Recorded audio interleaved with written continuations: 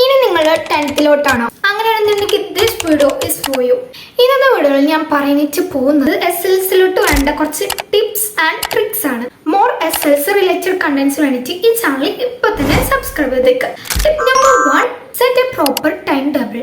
അതുകൊണ്ട് ഉദ്ദേശിക്കുന്നത് എന്താണെന്ന് വെച്ചാൽ നിങ്ങൾക്ക് ഫ്രീ ടൈം കിട്ടുമ്പോൾ നിങ്ങൾ പറ്റുന്ന രീതിയിൽ നിങ്ങളുടെ ഷെഡ്യൂൾ അനുസരിച്ച് നിങ്ങൾക്ക് പറ്റുന്ന രീതിയിൽ നിങ്ങൾ ഒരു ടൈം ടേബിൾ ഉണ്ടാക്കുക.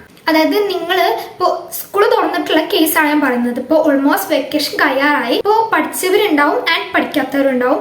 സോ വെദർ ഇറ്റ് ഈസ് പഠിച്ചാലും പഠിച്ചിട്ടില്ലെങ്കിലും കുറച്ചൊക്കെ എത്തിയാലും എന്തായാലും നിങ്ങൾക്ക് ഇനിയും സ്കൂൾ തുറന്നിട്ട് പഠിച്ചിട്ട് തുടങ്ങിയാലും നിങ്ങൾക്ക് എന്തായാലും ഫുൾ A+ലേക്ക് എത്താൻ പറ്റുന്നതാണ്. ഇനിയിപ്പോൾ നിങ്ങൾ വെക്കേഷനിൽ പഠിച്ചില്ല എന്നോർത്ത് റിഗ്രറ്റ് ഒന്നും അടിക്കാൻ നിൽക്കരുത്. സോ നിങ്ങൾ ഈ ഒരു ടൈം ടേബിൾ ഉണ്ടാക്കാം. അപ്പോൾ നിങ്ങളിപ്പോൾ മറ്റുള്ളവരുടേത് കണ്ടിട്ട് ചെയ്യാൻ നോക്കുകയാണെന്നുണ്ടെങ്കിൽ അവർക്ക് പറ്റുന്ന ടൈമായിരിക്കും അവരുടെ ടൈം ടേബിളിൽ ഉണ്ടാക്കിയിട്ടുണ്ടാവുക. സോ നിങ്ങൾക്ക് അതായത് നിങ്ങൾക്കിപ്പോൾ നൈറ്റ് ആയിരിക്കും, ചിലർക്ക് പഠിക്കാൻ ഇഷ്ടമുണ്ടാവും, അല്ലെങ്കിൽ മോർണിംഗ് ആയിരിക്കും.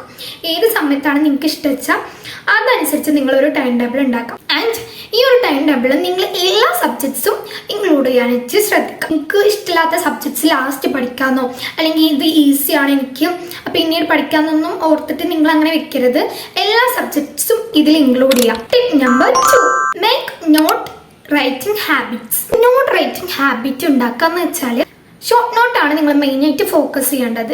ഇപ്പോൾ നിങ്ങൾ ഷോർട്ട് നോട്ടൊന്നും ഇതുവരെ ഉണ്ടാക്കിയിട്ടില്ല എന്ന് വെച്ചിട്ട് നിങ്ങൾക്ക് ഷോർട്ട് നോട്ട് പറ്റുന്നില്ല, അതായത് നിങ്ങൾ ഷോർട്ട് നോട്ടൊന്നും റെഫർ ചെയ്യാറില്ല, അങ്ങനെയാണെന്നുണ്ടെങ്കിലും നിങ്ങൾക്ക് ജസ്റ്റ് അവോയ്ഡ് ചെയ്യാം. ബട്ട് ഇറ്റ്സ് ബെറ്റർ തിങ് നിങ്ങളൊരു ഷോർട്ട് നോട്ട് കയ്യിൽ വെക്കുകയാണെന്നുണ്ടെങ്കിൽ ലാസ്റ്റ് എത്തുമ്പോൾ നിങ്ങൾക്ക് റിവേഴ്സ് ചെയ്യാനായിരിക്കും അത് ബെറ്റർ ആയിരിക്കും.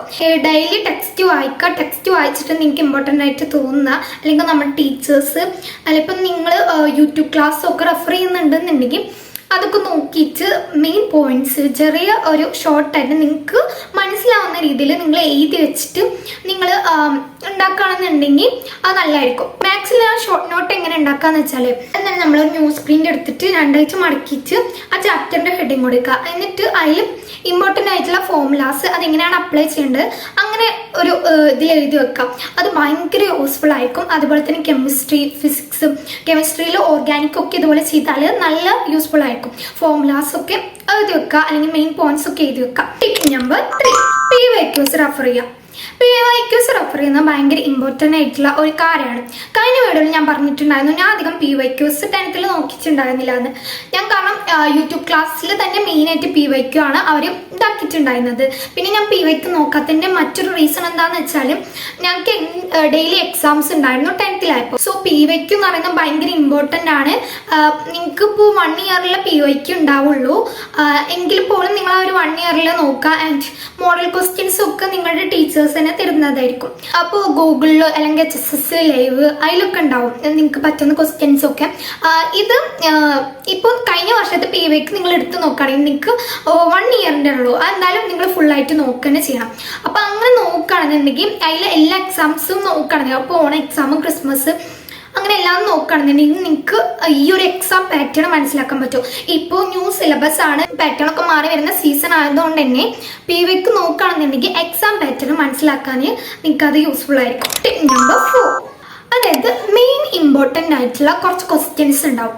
ആ ഏരിയയിൽ എന്തായാലും ഷുവറായിട്ട് ക്വസ്റ്റ്യൻ വരും. നിങ്ങൾക്കൊരു 1 ഇയറിലേ ഉള്ളൂ, ബട്ട് നിങ്ങളുടെ ടീച്ചർ അല്ലെങ്കിൽ നിങ്ങളിപ്പോൾ യൂട്യൂബ് ക്ലാസ് ഒക്കെ റെഫർ ചെയ്യുമ്പോൾ നിങ്ങൾക്ക് പറഞ്ഞു തരുന്നതായിരിക്കും. അതായത് ഇപ്പോൾ ഏതൊരു ഭാഗമാണ് ഇമ്പോർട്ടൻ്റ് അവിടെ നിന്ന് എന്തായാലും ഷുവറായിട്ട് വരും. അല്ലെങ്കിൽ ഡയഗ്രാംസ് ഒക്കെ നമുക്ക് പെട്ടെന്ന് മാർക്ക് നേടാൻ പറ്റുന്ന ഒരു സംഭവമാണ്. അതായത് ബയോളജീൻ്റെ കേസ് എടുത്ത് നോക്കുകയാണെന്നുണ്ടെങ്കിൽ ഡയഗ്രാംസ് നന്നായിട്ട് പഠിച്ചു പോവുക. ഡയഗ്രാംസ് നമുക്ക് പെട്ടെന്ന് മാർക്ക് ചെയ്യാൻ പറ്റും. ബയോളജിയിൽ എനിക്ക് തോന്നുന്നു ലാസ്റ്റത്തെ 2-3 ക്വസ്റ്റ്യൻസ് ഡയഗ്രാം ബേസ്ഡ് തന്നെ ആയിരിക്കും. അതിനാണെങ്കിൽ പെട്ടെന്ന് മാർക്ക് കിട്ടും. സോ നിങ്ങൾ ഡയഗ്രാംസ് നന്നായിട്ട് നോക്കുക ആൻഡ് ഇമ്പോർട്ടൻ്റ് ആയിട്ടുള്ള ക്വസ്റ്റ്യൻസ് നോക്കുക. Tip number 5, the last time മാറ്റി വെക്കാതെ അന്നാണ് എടുക്കുന്നത് കണ്ടിന്യൂസ് ആയിട്ട് പഠിച്ചു പോവുക. ഇതായിരിക്കും നമുക്ക് പറ്റുന്ന മിസ്റ്റേക്ക്. അതായത് നമ്മൾ ലാസ്റ്റിക്ക് വെച്ചിട്ട് ഇരിക്കായിരിക്കും. ലാസ്റ്റ് പഠിക്കാം അല്ലെങ്കിൽ എക്സാമിന് തലേന്ന് പഠിക്കാം. ഇൻ ദ കേസ് ഓഫ് +1 +2 അങ്ങനെ പറ്റില്ല. ബട്ട് നിങ്ങൾ ഓവർ പ്രഷർ ആക്കുന്നതിനേക്കാളും നല്ലത് കോൺസ്റ്റൻ്റ് ആയിട്ട് പഠിച്ചു പോകുമായിരിക്കും. ഇനിയിപ്പോൾ ഒരു ദിവസം നിങ്ങൾക്ക് പഠിക്കാൻ പറ്റില്ല എന്നുണ്ടെങ്കിലും നിങ്ങൾ ഏകദേശം അതൊന്ന് മെയിൻറ്റെയിൻ ചെയ്ത് കൊണ്ടുപോയാൽ മതി. അല്ലെങ്കിൽ ഇപ്പോൾ നിങ്ങളിപ്പോൾ എന്ന്